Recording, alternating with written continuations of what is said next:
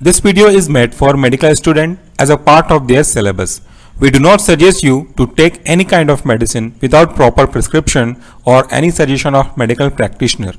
The information provided here is adopted from the product we used. Our motive is to clear the concept of medical student for the betterment of their academic qualification. Note, self-medication is always hazardous.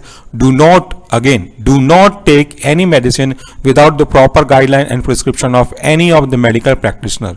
नमस्कार friends, स्वागत है आपका आपके ही अपने channel में जिसका नाम है फार्मेसी डिक्शनरी। आज जिस प्रोडक्ट के बारे में मैं आपके सामने बात करने वाला हूं और इसके बेसिक से लेकर के कॉम्प्लेक्स डिटेल को आपके साथ शेयर करने वाला हूं, ये प्रोडक्ट है हमारा SN15+। सबसे पहले ये एक ब्रांड नेम है, यानी कि SN15 कोई एक्टिव कॉन्स्टिट्यूएंट को रिप्रेजेंट नहीं करता, लेकिन अगर आप इसके एक्टिव कॉन्स्टिट्यूएंट के बारे में जानना चाहते हैं, यानी कि इनके एक्टिव फार्मास्यूटिकल इंग्रेडिएंट के बारे में अगर आप जानना चाहेंगे, तो ये है हमारे सेरेटोपेप्टाइडेज और डाइक्लोफेनेक पोटेशियम, यानी कि इन दो ड्रग्स का ये कॉम्बिनेशन है। ये एक ऐसा ड्रग है जिसको शेड्यूल H कैटेगरी में रखा गया है, यानी कि इनको बिना किसी प्रॉपर मेडिकल प्रिस्क्रिप्शन के आपको यूज नहीं करना चाहिए। सो ये जो वीडियो है वो केवल फार्मेसी और मेडिकल स्टूडेंट को जनरल नॉलेज के पॉइंट ऑफ व्यू से ही है। ये कॉम्बिनेशन है आपके सेरेटोपेप्टाइडेज और डाइक्लोफेनेक का, यानी कि यहां पे एक ऐसा ड्रग है जो कि प्रोटियोलाइटिक एंजाइम का काम करेगा, और दूसरा आपका NSAID यानी कि non steroidal anti inflammatory drug को रिप्रेजेंट करता है। तो सबसे पहले इसके कंटेंट के बारे में बात करूं तो उससे पहले भी देख लीजिए, ईच एंट्रिक कोटेड टेबलेट, यानी कि ये जो आपका टेबलेट है उसकी कोटिंग किस हिसाब से की गई है। इसकी कोटिंग एंट्रिक कोटेड है। कोटिंग का मतलब होता है कि आपके टेबलेट को पंच होने के बाद उसके ऊपर एक हल्का सा कवर लगाना। ये कोटिंग अलग अलग तरीके से हो सकती है डिपेंडिंग अपॉन देयर पर्पस, किस पर्पस के लिए उसको कोट करना है उसके हिसाब से। अगर कोई बहुत ज्यादा बिटर है तो उसको स्वीटनर की कोटिंग की जाएगी, शुगर कोटिंग की जाएगी, और अगर आप उसे चाहते हैं कि वो आपके स्टमक में डिस्ट्रॉय डिग्रेड ना हो, वो इंटेस्टाइन तक पहुंचे, तो उसके लिए हमको एंट्रिक कोटिंग करनी पड़ती है। और यहां पे जो आप टेबलेट देख रहे हैं वो एंट्रिक कोटेड को रिप्रेजेंट करता है। सो इसमें जो सेरेटोपेप्टाइडेज है that is based on Indian pharmacopoeia, इसका जो कंटेंट है वो 10 mg है। तो यहां पे सेरेटोपेप्टाइडेज एक प्रोटियोलाइटिक एंजाइम का काम कर रहा है, क्योंकि आखिरी में ASE that is representating for enzyme. Serratiopeptidase एक ऐसा एजेंट है जो कि अनवांटेड मटेरियल का, दैट इज माइक्रो ऑर्गेनिज्म का या किसी अन्य चीजों का बने हुए प्रोटीन को डिस्ट्रॉय करने का काम करते हैं, ताकि वो आपकी उस पर्टिकुलर वाइटल ऑर्गन को और ज्यादा अफेक्ट ना कर सके। दूसरा यहां पे अगर मैं बात करूं डाइक्लोफेनेक पोटेशियम की, which is based on British pharmacopoeia. पहला वाला था आपका IP and the second one is for BP का स्टैंड होता है ब्रिटिश फार्माकोपिया, और यहां पे इसका कंटेंट अगर आप देखेंगे तो 50 mg है। अब यहां पे हमको कंपेयर करना चाहिए, जो एक्टिव कॉन्स्टिट्यूएंट तो है सेरेटोपेप्टाइडेज और डाइक्लोफेनेक पोटेशियम, क्वांटिटी वाइज देखेंगे तो ये 50 mg है, और यहां पे diclofenac potassium is example of non steroidal anti inflammatory drug, जिसका काम होता है इन्फ्लेमेशन, पेन को कम करना, इन्फ्लेमेशन और पेन के लिए रिस्पॉन्सिबल मीडिएटर्स का कीमोकाइनिन्स के रिलीज को कम करना, क्योंकि इन्फ्लेमेशन आगे जाकर के आपके प्रोस्टाग्लैंडिन के सिंथेसिस को स्टार्ट कर सकता है, जो कि पेन इन्फ्लेमेशन के रिस्पॉन्सिबल होगा, और इस कॉक्स को बंद करना इस NSAID कैटेगरी के ड्रग का काम होता है। खास करके अगर आप बात करेंगे तो कॉक्स के दो मेन टाइप होते हैं, कॉक्स 1 और कॉक्स 2।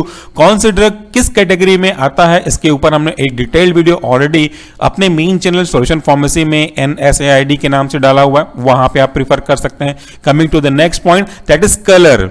इसमें जो कलर है टैबलेट का, वो कलर के लिए क्या यूज किया गया है, उसके लिए यूज किया गया है टार्टियाजिन। ये एक कलरिंग एजेंट है। इंस्ट्रक्शन के रूप में देखिए तो आपको इस ड्रग को 25 डिग्री सेंटीग्रेड से नीचे रखना है, क्योंकि जब ये ड्रग आपके 25 डिग्री सेंटीग्रेड से ऊपर पहुंचता है तो इस ड्रग के जो एक्टिव कॉन्स्टिट्यूएंट है, इस ड्रग के लिए जो एक्सिपिएंट यूज किए गए हैं, दोनों में से कोई भी चीजें, यानी कि एक्टिव कॉन्स्टिट्यूएंट और एक्सिपिएंट दोनों में से कोई एक चीज आपके सनलाइट या फिर above temperature of this 25 degree centigrade पे जाने के बाद अपना एफिकेसी लूज कर सकते हैं, थेरेप्यूटिक वैल्यू को खत्म कर सकते हैं, कम कर सकते हैं, या इनमें कोई ऐसा केमिकल रिएक्शन हो सकता है जो देखने पे तो समझ में ना आए, बट वो एक्ट करेंगे तो समझ में आ जाएगा। That is why they have to store below the 25 degree centigrade.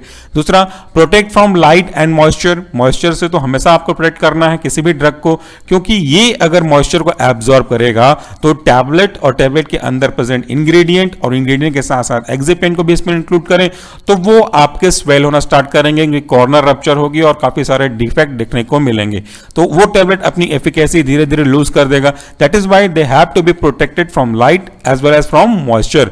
एक इंपॉर्टेंट डोज कह रहा है, डोज कभी भी स्ट्रिप में आपको मेंशन नहीं की जाती जब वो शेड्यूल एच कैटेगरी की ड्रग हो तो यहां पे क्या कह रहा है, एज पर द प्रिस्क्रिप्शन, जैसा आपके फिजिशियन ने आपको प्रिस्क्राइब किया है उसके हिसाब से आपको लेना है, not to be taken by yourself, keep out of the range for the children.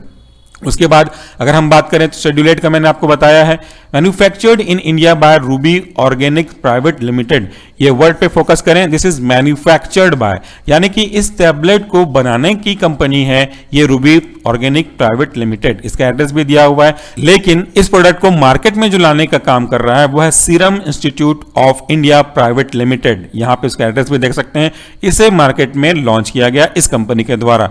बाकी यहां पे कुछ बेसिक डिटेल है, बैच नंबर जिसका मैंने आपको बताया, कभी कभी ऐसा होता है कि एक दिन में कई सारे बैच पे काम होते हैं, तो एक दिन में कई सारे बैच में काम होने का मतलब यह है कि हर एक बैच की प्रिपरेशन के लिए अलग अलग कुछ चीजों को ध्यान में रखा गया होगा। अगर एक बैच के मैन्युफैक्चरिंग में कोई मैन्युफैक्चरिंग डिफेक्ट आता है, कोई ह्यूमन एरर आता है या कोई टेक्निकल एरर आता है जिसकी वजह से प्रोडक्ट की क्वालिटी बहुत ज्यादा इंफीरियर या मे भी टॉक्सिक हो जाती है, तो क्या उसके लिए आप पूरे दिन के अलग अलग बैच को डिस्ट्रॉय करेंगे या मार्केट से रिकॉल करेंगे? ऐसा तो थ्योरेटिकली और प्रैक्टिकली दोनों में पॉसिबल नहीं है।